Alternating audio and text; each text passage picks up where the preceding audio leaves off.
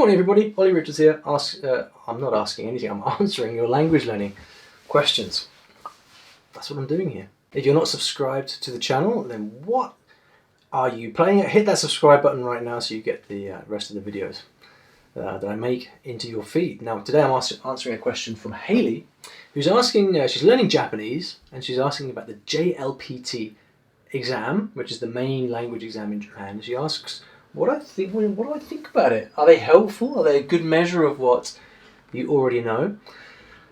So, in general, I'm not a fan of the JLPT test. I think it's horribly outdated. It doesn't really measure much of use.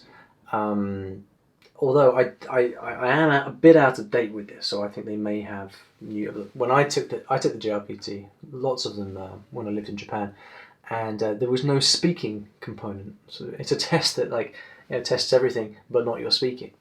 That might have changed now, so they might have a speaking component. Maybe someone in the comments can let me know whether that's true or not.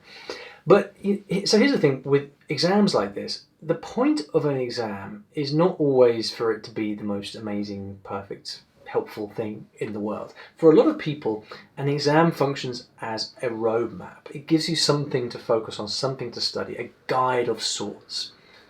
And the one thing that the JLPT does very well is it specifies exactly what it is that you need to learn.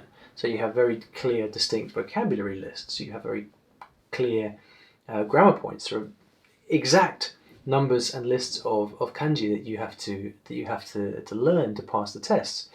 And there are 5 levels. She starts with level 5, and then goes all the way up to level 1, which is the black belt ninja level, which I don't have, unfortunately, much to my frustration.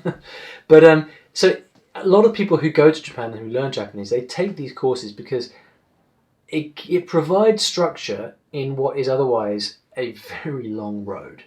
Learning Japanese is one hell of a long road. It's a big task, and if you've got a kind of path to follow along the way, along your journey, that can be very, very helpful. So, I mean, one of the issues with the JLPT is that it's very, very unnatural. It's incredibly unnatural.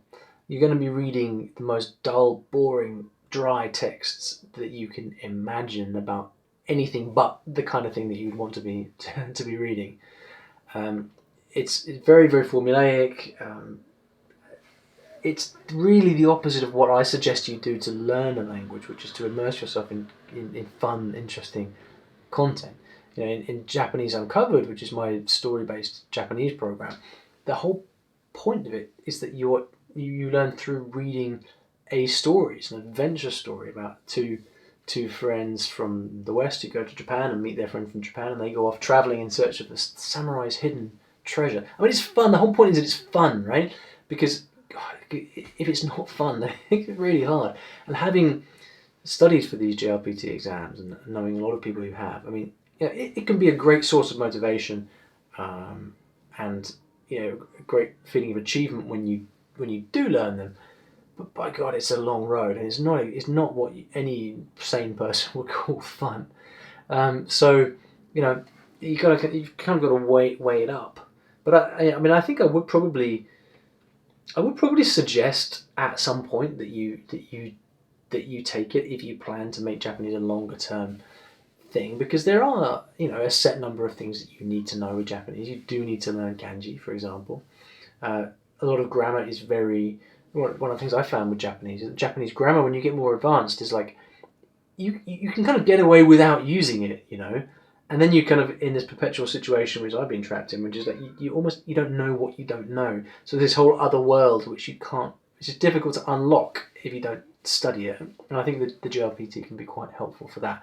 So overall, I'd say, Haley, don't feel that you have to do it at all. If you find it motivating and you like the idea of studying for exams, then go for it. But I would focus on doing stuff that's a little bit more fun than that. But I have a feeling some people may disagree with me, so do your worst in the comments, and I look forward to hearing from you. Thanks everybody, I'll see you back in the next video.